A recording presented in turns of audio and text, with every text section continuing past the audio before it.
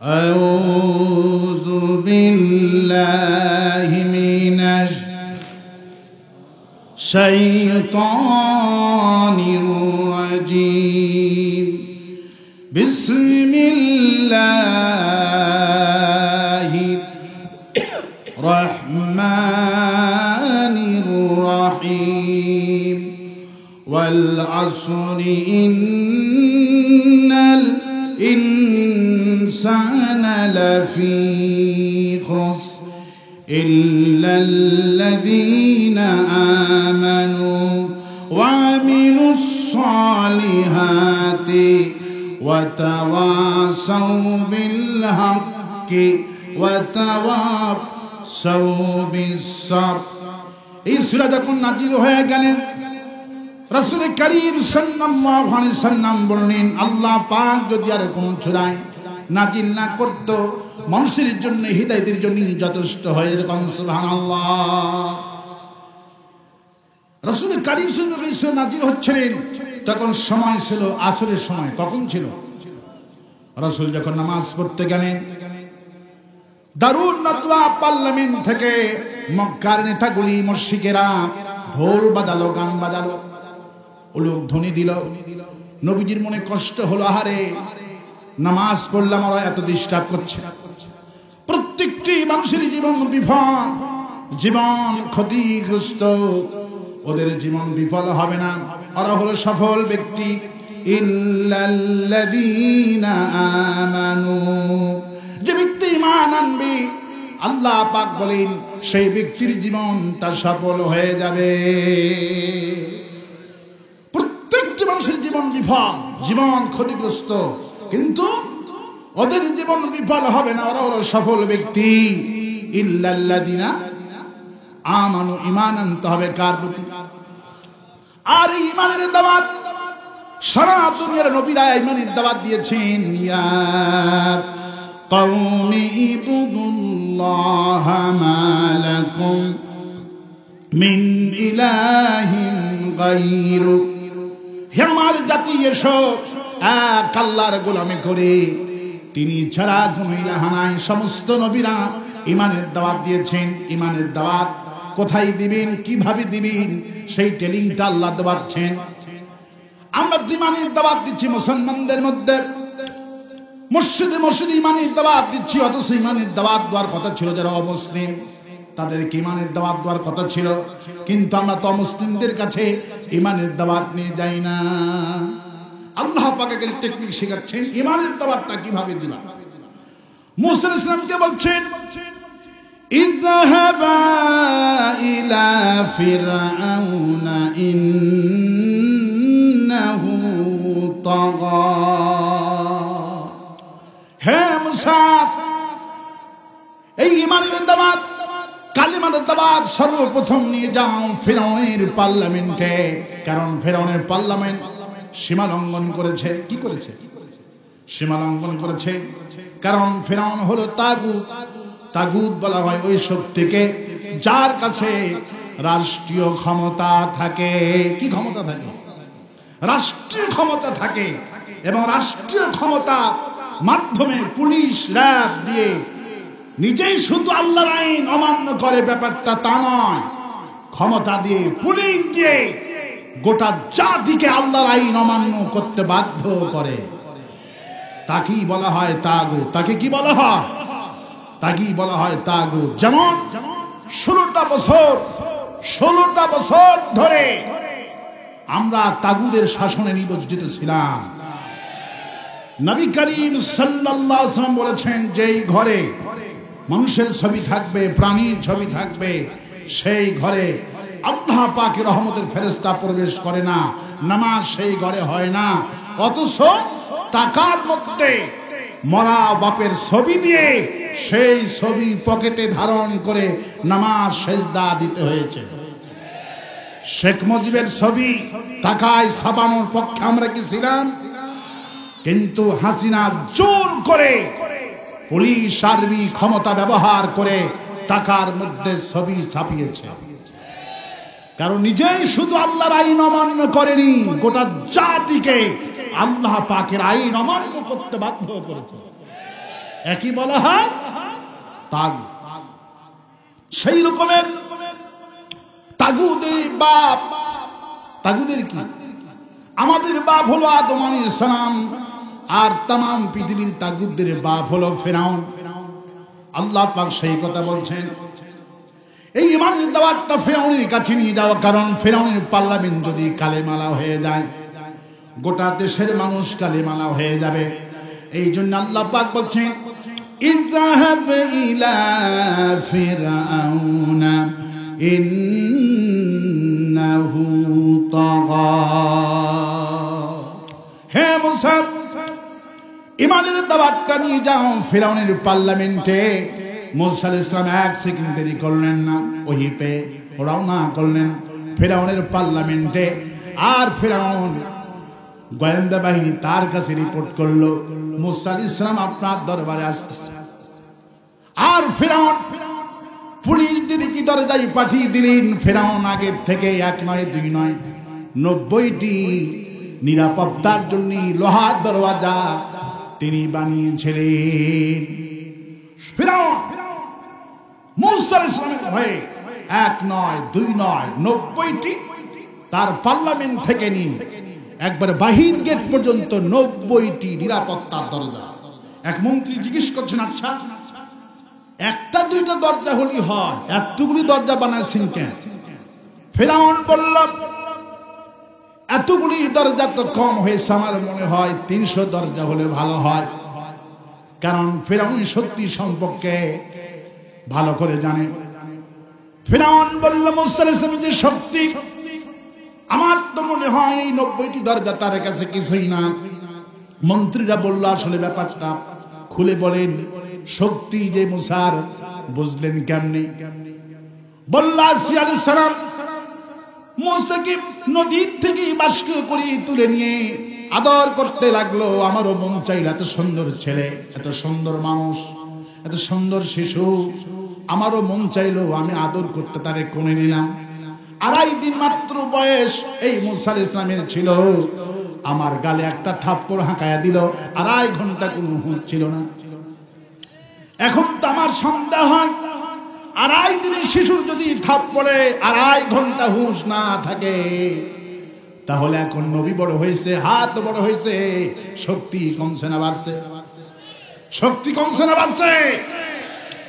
তাহলে আমার তো মনে হয় এই মজবুত যে দরজা বানালাম, এই দরজা তার কাছে কিছুই নাই। অথচ ফিরআউনের ওজন ছিল 1700 কেজি। কত কেজি? 1700 ওজন ছিল ফিরআউনের। আর মুসা আলাইহিস সালাম যে একজন মানুষকে মেরেছিলেন, এটা হলো ফিরআউনের মূল বডিগার্ড, তার পিএস, চামচা, চাঁদাবাজ, ওজন ছিল 900 কেজি। মুসা আলাইহিস সালাম চাঁদাবাজকে এক থাপ্পড় দিয়ে জায়গায় শেষ করে দিয়েছে। 1700 কেজি ওজন ছিল ফিরআউনের। আল্লামা সাইদি রাহমাতুল্লাহ আলাইহি বলছেন যে আমি ফিরআউনের লাশ যখন দেখতে গেলাম, আমার পুরা মাথাটা নাকের একটা ছিদ্রের মধ্যে প্রবেশ করবে। আল্লাহু আকবার বল। একটা নাকের ছেদের মধ্যে আমার পুরা মাথাটা প্রবেশ করবে। আনা রব্বুকুমুল আলা, এমনি দাবি করেন আমি হলাম সবচেয়ে দেশের রব, বড় রব। মুসা আলাইহিস সালাম দরজায় গিয়ে বসে রয়েছেন, পুলিশগুলি মজবুত করে প্রতিটি দরজায় পাহারা দিতেছে। আল্লাহ পাক বলে, মুসারে বসে রয়েছে কেন? কয় আল্লাহ দরজা তো বন্ধ, পুলিশ দিয়া বন্ধ। আল্লাহ পাক বলে, মুসারে ভয় পেও না। ওয়ামা তিলকা বিয়ামিনিকা ইয়া মুসা। মুসা তোমার হাতে কি লাঠি? লাঠি দিয়ে বাড়ি মারো। মুসা আলাইহিস সালাম লাঠি দিয়ে দরজায় বাড়ি মারলেন। একটা বাড়ির চোটে 90টি দরওয়াজা আল্লাহ পাক খুলে দিয়ে দিলেন। মুসা আলাইহিস সালাম জিকির করছে, লা ইলাহা ইল্লাল্লাহ।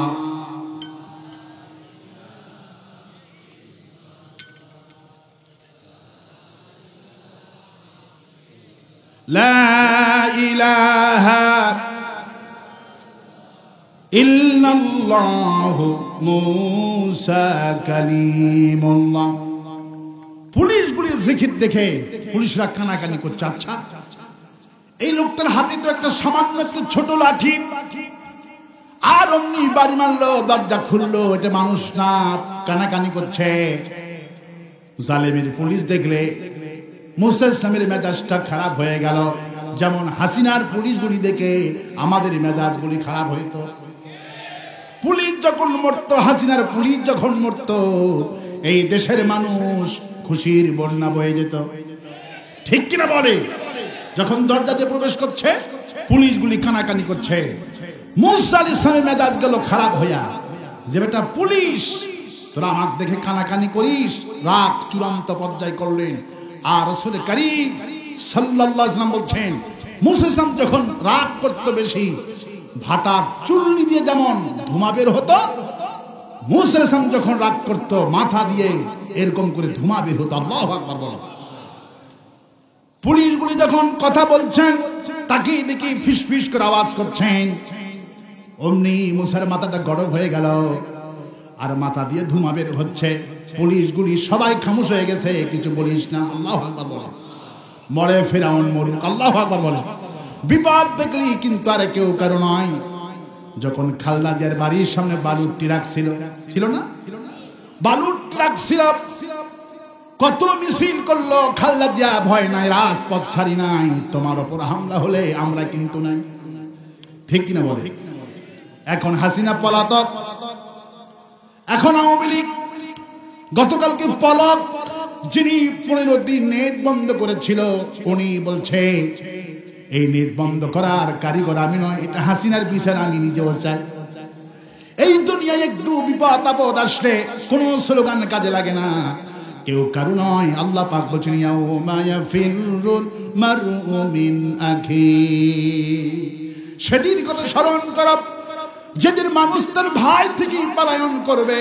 ওয়া উম্মিহি ওয়া সাইবাতিহি ওয়া বানি, মানুষ তার বাপ মা থেকে পলায়ন করবে, তার বাপ থেকে পলায়ন করবে, তার ভাই স্ত্রী এবং সন্তান থেকে পলায়ন করবে। কার কথা?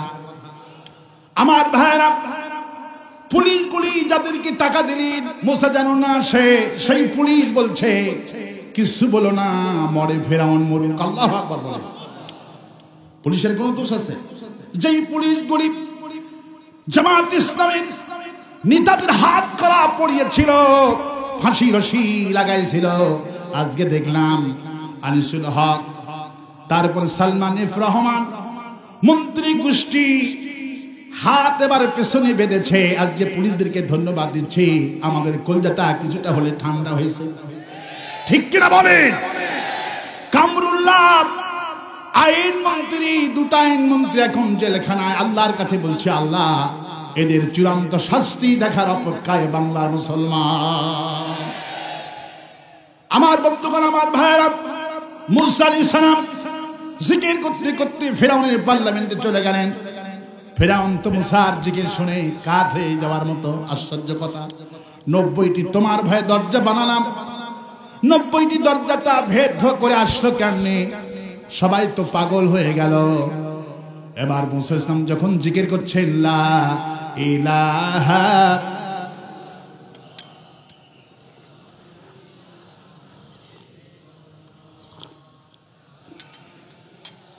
লা ইলাহা ইল্লাল্লাহু মুহাম্মাদুর রাসূলুল্লাহ। ফিরাউন বলছে, মা আলিমতু লাকুম মিন ইলাহিন গায়রি, আমি তো জানি না আমি ছাড়া আর কোন ইলাহ আছে। ফিরাউনকে ফিরাউন জিজ্ঞেস করছে, ফামান রাব্বুকুমা ইয়া মুসা।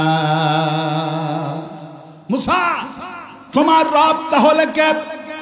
মুসা বলছেন, রব্বুনাল্লাযী আ'তা কুল্লা শাইইন খালকাহু সুম্মা হাদা। আমার রব হলেন তিনি, যিনি আমাকে সৃষ্টি করেছেন আর তোমাকে সৃষ্টি করেছেন। শুধু সৃষ্টি করেন নাই, আমাদেরকে আসল পথের দিশাও দেখাইছেন। কোন সুবহানাল্লাহ। ফিরাউন শুনে মেজাজটা আরো গরম হয়ে গেল। ফিরাউন এবার পার্লামেন্ট আইন পাস করছেন, লা আজআলান্নাকা মিনাল মাসজুনিন। আর একবার যদি পার্লামেন্টে কালেমার দাওয়াত দাও, লা আজআলান্নাকা মিনাল মাসজুনিন, আমি তোমাকে জেলখানায় বন্দী করব।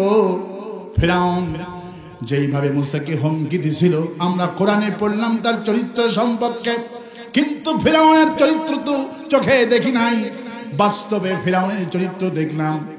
মুসা ইসলাম তো ফিরাউন মুসাকে হুমকি দিছিল জেলখানায় বন্দী করব, কিন্তু জেলে বন্দী করে না।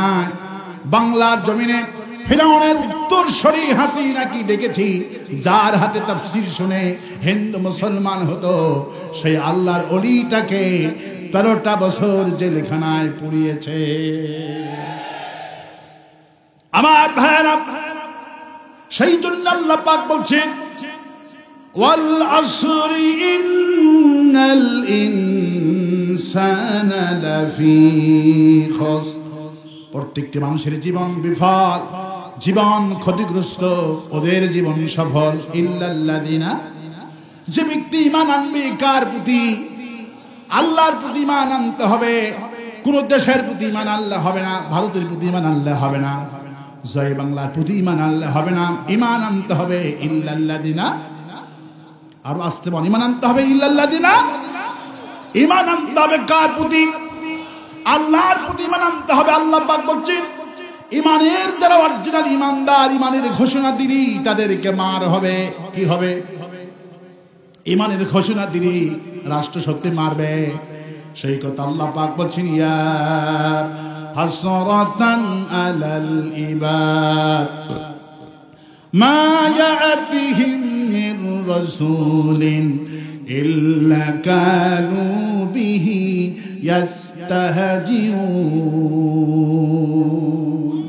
আফসোস, যারা ঈমানের দাওয়াত দিলেন তাদেরকে রাষ্ট্র শক্তি এমন কোন নবী পাঠালাম না যেই নবীরা ঈমানের দাওয়াত দিয়েছেন জাতিকে, সেই নবীরা ঈমানদার লোকদেরকে গালিগালাজ দিয়েছে, ঈমানদার লোকদেরকে, নবীদেরকে মাজনুন বলেছে, পাগল বলেছে, মিথ্যাবাদী বলেছে, আর এই যুগে রাজাকার বলে ট্যাগ লাগিয়ে দিয়েছে।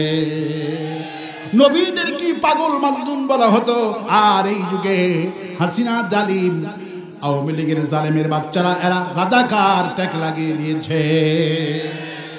সমস্ত নবীদেরকে ঈমানের দাওয়াত দিয়েছে, জাহান্নাম থেকে যারা মুক্ত করবে সেই সমস্ত মানুষদেরকে ঈমানের দাওয়াত যারা দিল তাদেরকে সেই জাতিরা মারধর করেছে, মামলা করেছে, হামলা করেছে, মিথ্যাবাদী বলে গালি দিয়েছে। আমার ভাইরা, আমার বন্ধুগণ, ঈমান আনলি মার হবে কার কথা? ঈমান আনলি বিলাল, মার শুরু হয়ে গেল। উমাইয়া বিলালের বুকের উপরে পাথর চাপা দিয়ে দিলেন। বিলালের ঈমানটা স্পিডটা আরো বেড়ে গেল। আল্লাহু আকবার বলেন।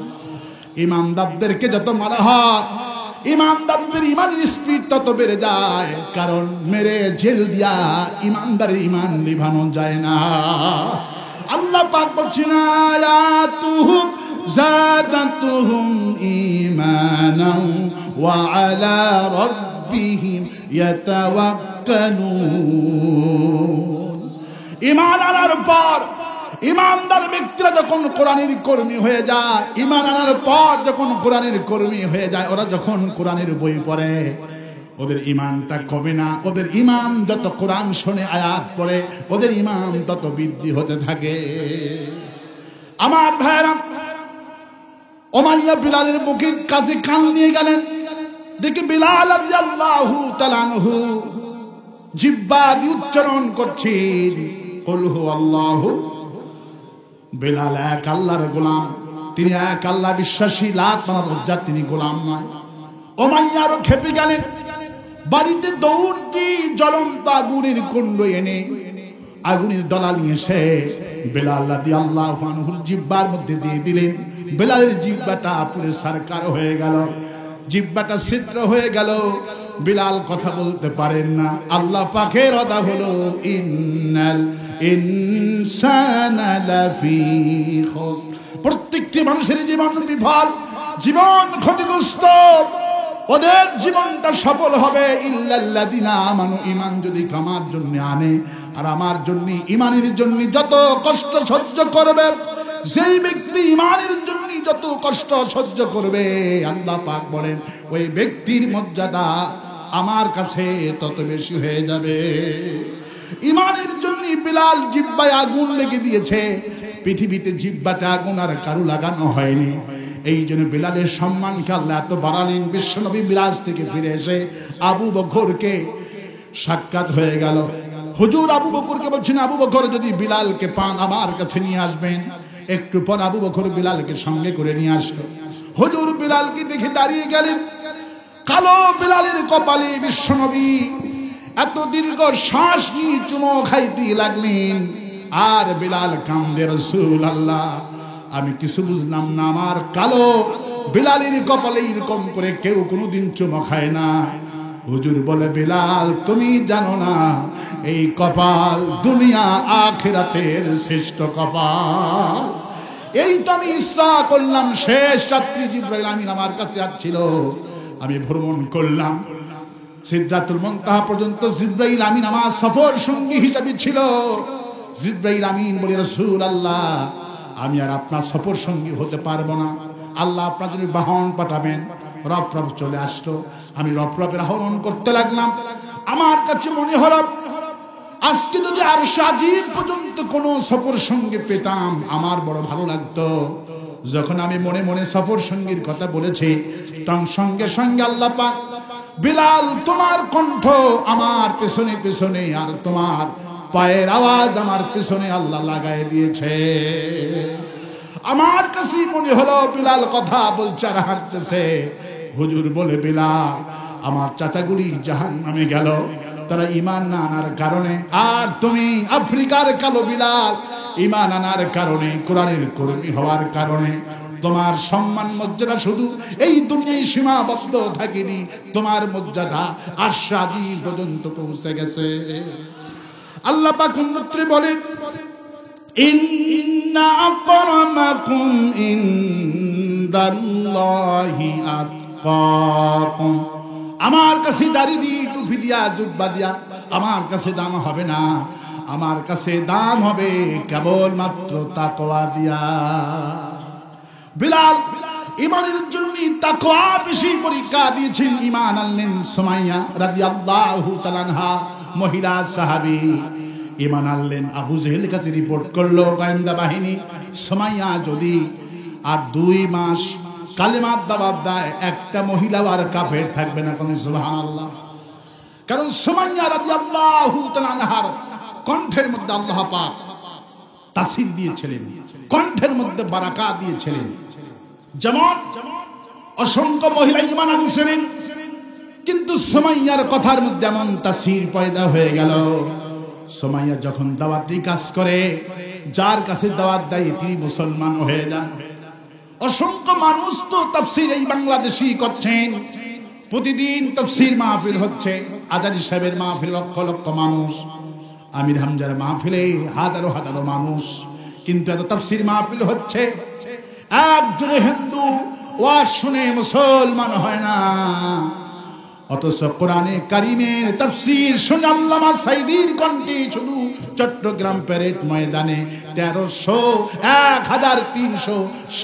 জন মানুষ কালেমা পড়ে মুসলমান হয়েছে।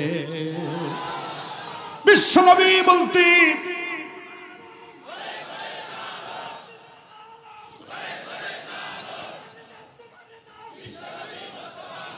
আমার ভাইরা, আমার বন্ধুগণ, বিশ্বনবী ইসলাম বলছেন মানুষের যেমন রূহ আছে, কথার যেমন রূহ, আপনি রূহ আছে যতক্ষণ আপনি বেঁচে আছেন ততক্ষণ।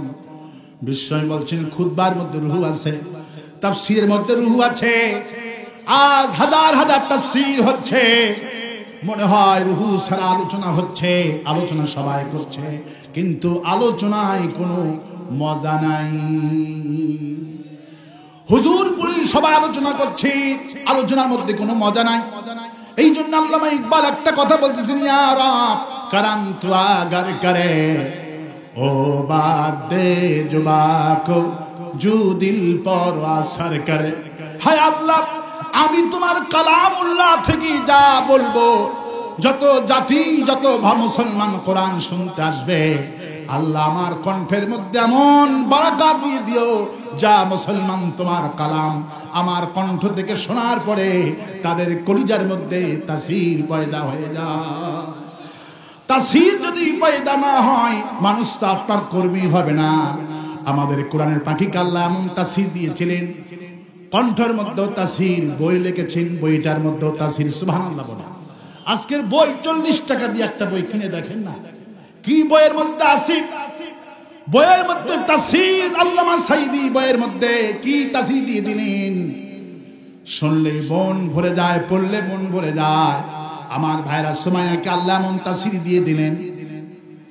আবু জাহেল সুমাইয়ার বাড়িতে গেলেন। সুমাইয়া মুসলমান থেকে আমাদের দলের কর্মী হওয়ার, সুমাইয়া একই কথা বলছে, আবু জাহেল আমি তো দলের কর্মী হতে পারবো না, আমাকে যত বাধা দিবি আমার ইমান তত বেড়ে যাবে। আমার ভাইয়ের, আমার বন্ধুগণ, সকাল থেকে বিকাল পর্যন্ত আবু জাহেল চেষ্টা করলো, ইমান থেকে ফিরাইতে পারলো না।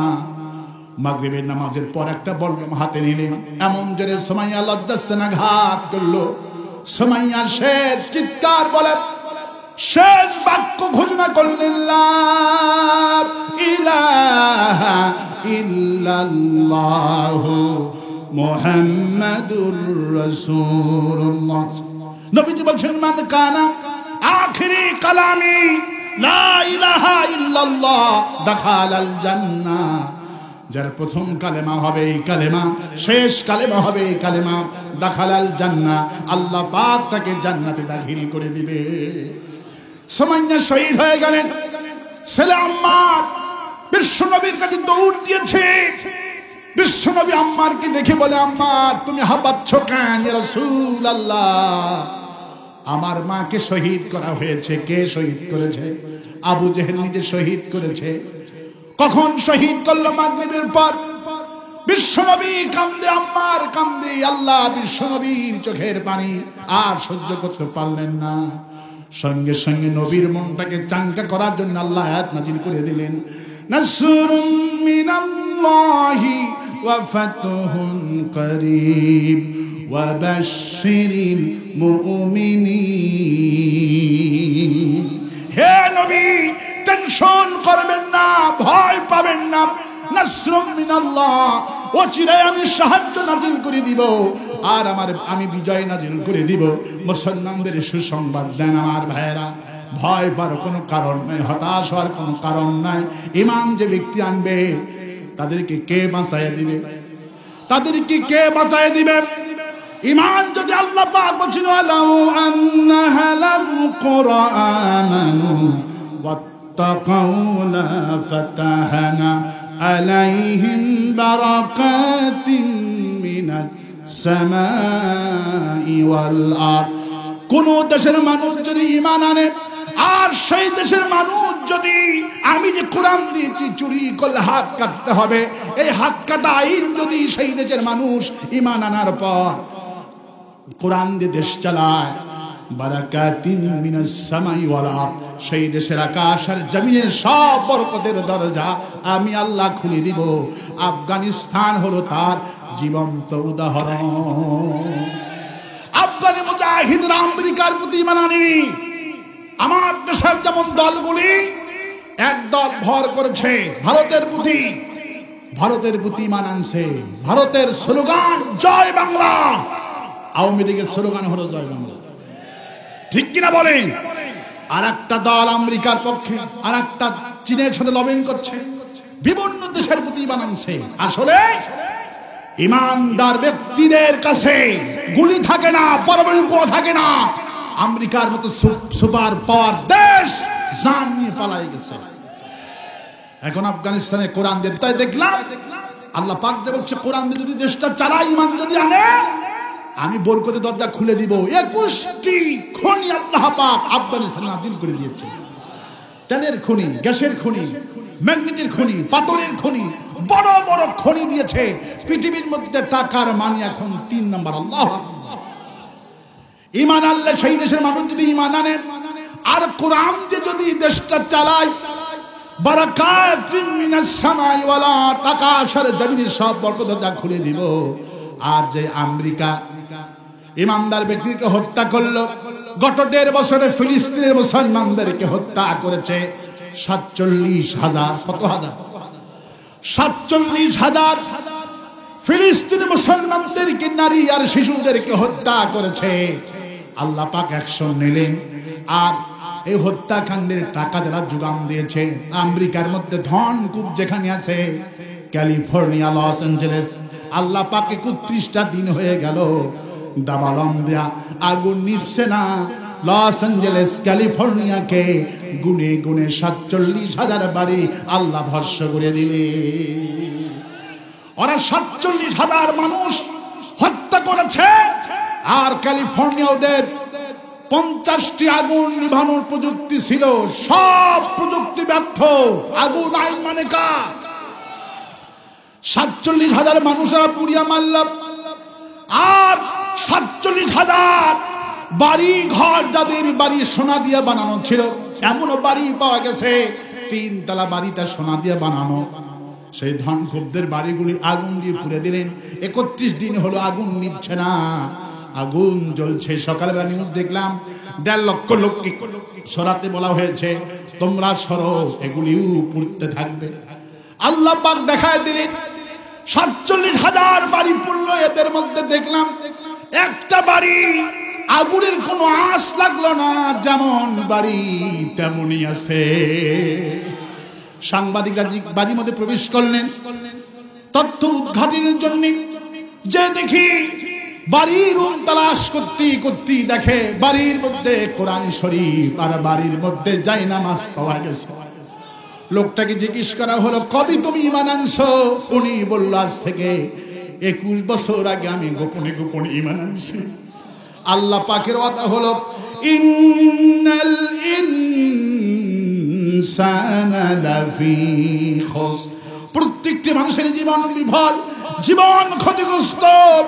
ইল্লাল্লাযিনা আমানু, ঈমান যদি কোনো ব্যক্তি আনে চতুর্দিকে বাড়ি পুড়ে যাবে, ঈমানদারের বাড়ি পুড়বে না।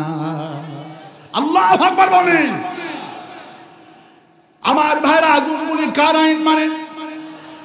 ঈমান আনলেন ইব্রাহিম আলাইহিস সালাম। ঈমানের দাওয়াত যখন দিতে গেলেন, নমরুদের পার্লামেন্ট আইন পাস করলেন, ক্বালু হাররিকুহু ওয়ানসুরু আলিহাতাকুম। পার্লামেন্ট আইন পাস করলেন, নমরুদ আইন পাস করলেন, ইব্রাহিম আলাইহিস সালামকে আগুনে পোড়াতে হবে। আব্দুল কাদের মোল্লাকে যখন যাবজ্জীবন থেকে ফাঁসির আইন যখন পাস করলো, আমার অনেক মুসলমান আমাকে বলে, হুজুর পার্লামেন্টে তো ফাঁসির আইন পাস হলো, এখন কি হবে? আমি তাদেরকে কোরআনে কারিমের আয়াতটা দেখিয়ে দিলাম। নমরুদের পার্লামেন্ট, আল্লাহ পাক ওই পার্লামেন্টের কথা কেন কোরআনে ঘোষণা করে দিলেন? নমরুদ মরে যাবে, নমরুদের বাহিনীরা থাকবে, উত্তরসূরিরা থাকবে। ইব্রাহিম ইসলাম মরবেন, ইব্রাহিম উত্তরসূরিরা থাকবে। নমরুদের পার্লামেন্ট আইন করলেন, ক্বালু হাররিকুহু ওয়ানসুরু আলিহাতাকুম। ইব্রাহিমকে আগুনে পুড়ে মারতে হবে। পার্লামেন্টে বাজেট পাস করলো, তারা যদি আগুনে পুড়ে না মারতে পারো, এই দেশের দেব দেবীদেরকে বাঁচানো যাবে না। আমার ভাইয়েরা, 3 কিলোমিটার নিয়ে আগুন জ্বালানো হলো। ইয়ামিন থেকে রশি আনা হলো, 10 লক্ষ লোকের গ্যালারি বানানো হলো।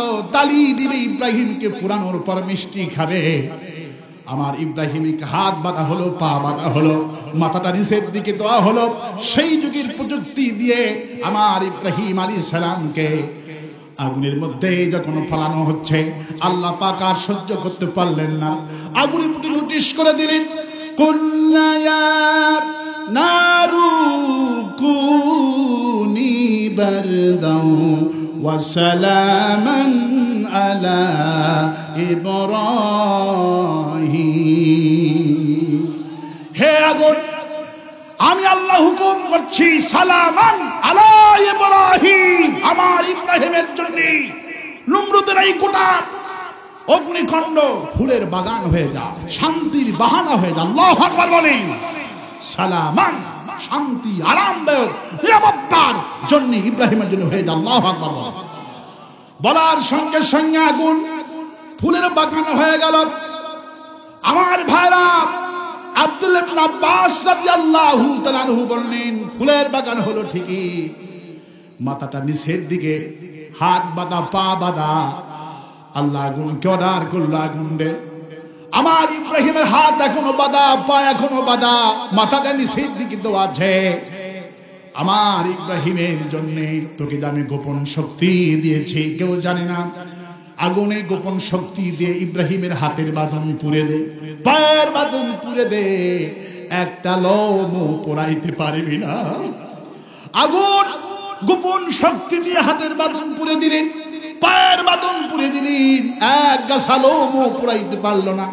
বিশ্বকবি, কবি সম্রাট আল্লামা ইকবাল কি সুন্দর করে বললেন, আজ ভি হো জো ইব্রাহিম কা ইমাম পয়দা, আজ ভি হো জো ইব্রাহিম কা ইমাম পয়দা, এক কর সকতি হ্যায় এক আন্দাজে গুলিস্তা পয়দা।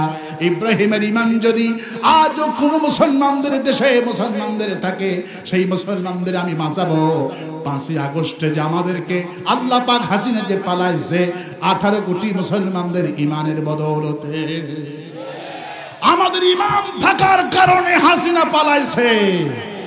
এই কথা আল্লাহ পাক প্রমাণ করে দিলেন। হাসিনা সকাল 11টায় বলেছে, আমি হাসিনা পালাই না। ঠিক কিনা বলে? হাসিনা পালায় না, কিন্তু আল্লাহ প্রমাণ করে দিলেন ইমানদারদেরকে যেইভাবে ইন্নাল ইনসানা লাফি খুসর, প্রত্যেকটি মানুষের জীবন বিপদ, জীবন ক্ষতিগ্রস্ত, ওদের জীবন সফল। ইমান যারা আনছে এরা সফল, এরা পালাবে না, এরা দেশেই থাকবে। আল্লাহু আকবার। আর যারা ইমান আনছে দেশের প্রতি, পালাবে সেই দেশের প্রতি। ঠিক কিনা বলে? আমাদের ইমানের বদৌলতে, আমাদের শক্তির কারণে নয়। গতকালকে হাসি আসে কথা বলতে, জিএম কাদের ইরশাদের ভাই বলছে, আরে হাসিনার পতনের মূল চাবিকাঠি আমি নারাইছি, আর আমার ইমান চিনল না। কত বড় মুনাফিক! ঠিক কিনা বলে? কত বড় গাদ্দার! জিএম কাদের বলছে, রওশনী সাহেব বলছে, আমি পানি খাওয়াইছি ছাত্রদেরকে, কত কি করলাম, টাকা দিলাম, আমারে ছিল না। পতনের মূল কাহিনীটা আমার। আসলে এক এক দল এক এক ভাবে নাম ফটকাচ্ছে, যাদেরকে খুঁজে পাওয়া যায়নি, আজকে তারা মহান নেতা। ঠিক কিনা বলে? আসলে কোরআনের ইলম না থাকলে যা হয়, আসলে বিজয় কে দিয়েছে? এইরকম শিরিক যখন বদরের যুদ্ধে সাহাবাজমি যখন করে বসলেন, শিরিক করলেন সাহাবীরা। কি শিরিক করলেন? মাত্র 313 জন সাহাবী, তার মধ্যে তো একজন জাননি, ওসমান তো জাননি, নিজের বিবির খেদমতের জন্য 312 জন চলে গেছেন। আমার ভাইয়েরা, আমার বন্ধুগণ, বিশ্বনবী বিকেল বেলায় 17 রমজান বিশ্বনবী বালু হাতে নিয়ে যখন ফিকা মারলেন, নিক্ষেপ করলেন, কাফেরদের চোখের মধ্যে পৌঁছে গেল। 70 জন কাফের মারা গেলেন, 70 জন কাফের বন্দী হয়ে গেল। রাতের বেলায় সাহাবীরা শিরিক করে বসলো, বিশ্বনবী যদি বালু নিক্ষেপ না করত, আমরা জয়ী হতাম না। এতটুকু সাহাবীদের কথা আল্লাহ পাক সহ্য করেননি। যে রাসূল সাহাবীরা বলছে, আপনি যদি বালু নিক্ষেপ না করতেন, এই কাফেরদের চোখের মধ্যেও যাইতো না, আমরা জয়ী হতে পারতাম না। আল্লাহ পাক সঙ্গে সঙ্গে ওহী নাযিল করছেন, আমা রামাইতা ইয রামাইতা ওয়ালাকিন্নাল্লাহ রামা। হে নবী, আপনি সাহাবীদের ঈমানকে পরিষ্কার করে দেন, বলে দেন, আমি নিক্ষেপ করিনি, আল্লাহ নিজেই বালু নিক্ষেপ করেছে। আমি হত্যা কাউকে করিনি, আল্লাহ পাক নিজেই হত্যার কাজ করেছে। ওয়ালা তাহিনু, পরে ওয়ালা তাহিনু ওয়ালা তাহজানু ওয়া আনতুমুল আলাউনা ইন কুনতুম মুমিনিন। ভয় পেও না, তোমরা হতাশা হয়ে যাও না। ওদের এত পুলিশ, এত ক্ষমতা, এত কিছু দেখে ভয় পেয়ে যেও না। ওয়া কানা হাক্কান আলাইনা নাসরুল মুমিনিন। ঈমান যদি আমার প্রতি জানো সংখ্যায় যদি কম হও, আমি আল্লাহ তোমাদেরকে বিজয় দান করে দিব। ঈমান যদি থাকে, বাংলাদেশে নির্বাচন আমার মনে হয় হবে, নির্বাচন হবে না। বাংলাদেশে নির্বাচন হবে না। কেন হবে না? আমার ভাইরা, বাংলাদেশে নির্বাচন হবে না, এটা আমার হাদিসের থেকে আমি যা ভাব। রাসূলুল্লাহ বলেছেন হিন্দুস্তানের সঙ্গে মুসলমানদের যুদ্ধ হবে। গাজায়েতুল হিন্দ যুদ্ধ সংঘটিত হওয়ার আগে সেই দেশে তিনটি আলামত দেখা দেবে। প্রথম আলামত হবে ওই দেশ থেকে একটা দল পলায়ন করবে। 2 নম্বর, কিছু দল ক্ষমতায় যাওয়ার জন্য পাগল হয়ে যাবে। ইসলাম নাই, ক্ষমতার দরকার। আর একটা থাকবে ওলামাদের দল, তারা সবাই ঐক্যবদ্ধ হবে। আল্লাহু আকবার। রাসূলের হাদিস, এটা কখন হবে? গাজায়েতুল হিন্দ, চূড়ান্ত হিন্দুস্তানের সাথে যুদ্ধ হবে। কালা রাসূলুল্লাহ সাল্লাল্লাহু আলাইহি ওয়াসাল্লাম আল জাহিদুল মুশরিকিনা বিআমওয়ালিকুম ওয়া আনফুসিকুম ওয়া আলসিনাতিকুম।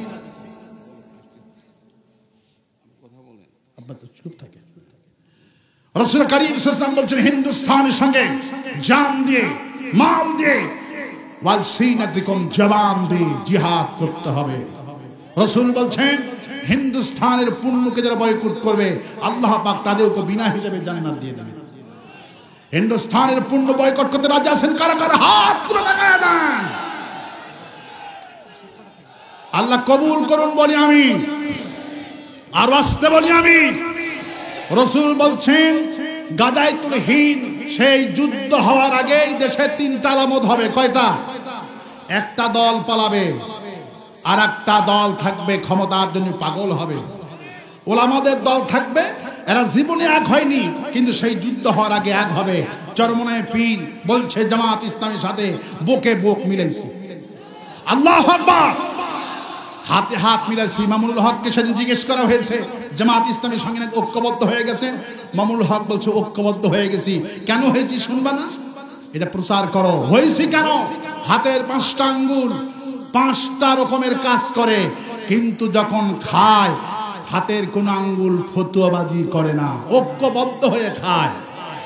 জামাত, হেফাজত, চরমনা, ইসলামী দলগুলি ঐক্যবদ্ধ হয়েছি বাংলাদেশের নাস্তিক মুদ্দাবদেরকে খাওয়ার জন্য ঐক্যবদ্ধ হয়েছি। আল্লাহু আকবার বলেন। বাংলাদেশ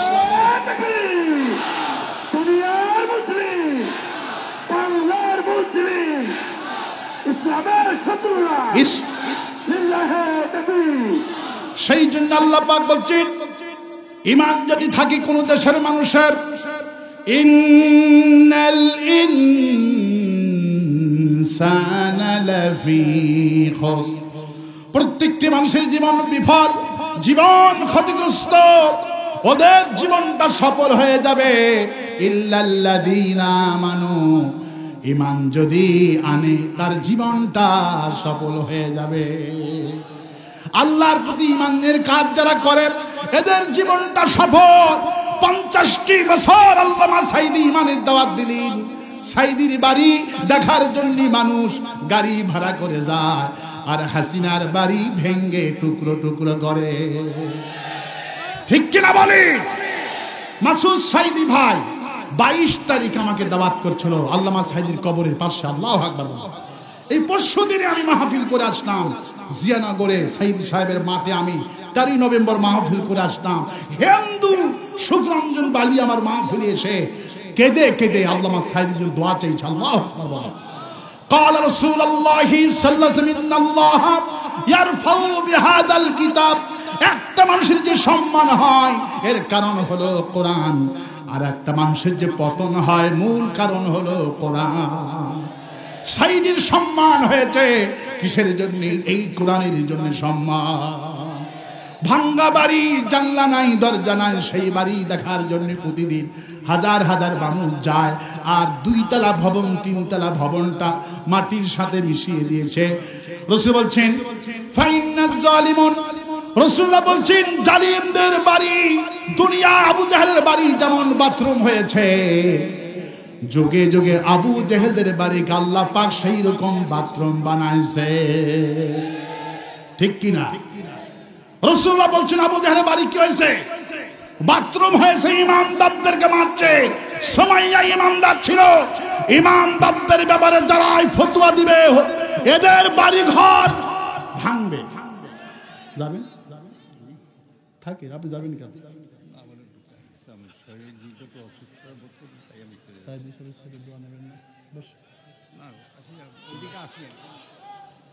শরীরটা অসুস্থ, মুরব্বী তো, আল্লাহ ওনাকে সুস্থ করে দিন বলি আমি।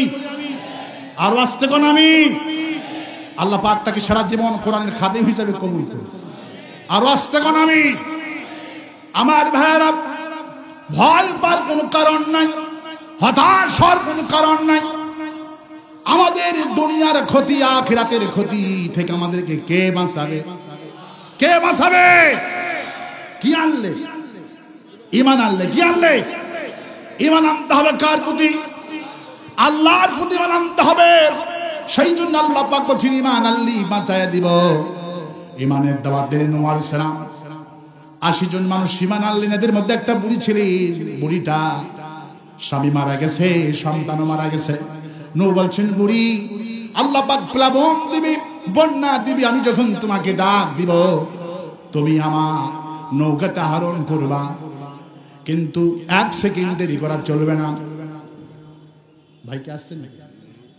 একটু স্লোগান দেন, নারায়ে তাকবীর, নারায়ে তাকবীর।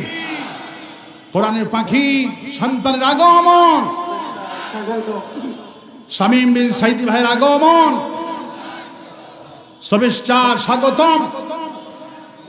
আল্লাহ পাক শামীম বিন সাইদি সাহেবের হায়াতকে দারাজ করে দিন।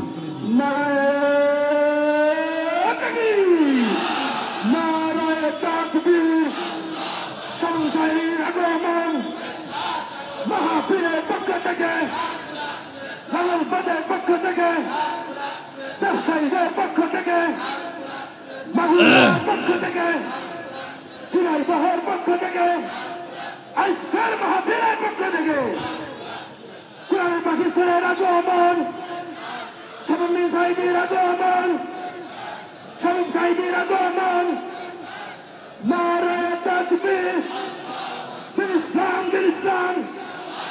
আজকের মাহফিল আলহামদুলিল্লাহ।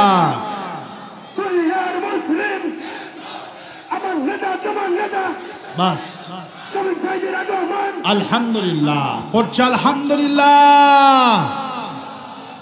আল্লাহ পাক এই ময়দানটাকে কিয়ামত পর্যন্ত কবুল করুন বলে আমি আর আসতে বলি আমিন, আর আসতে বলি আমিন।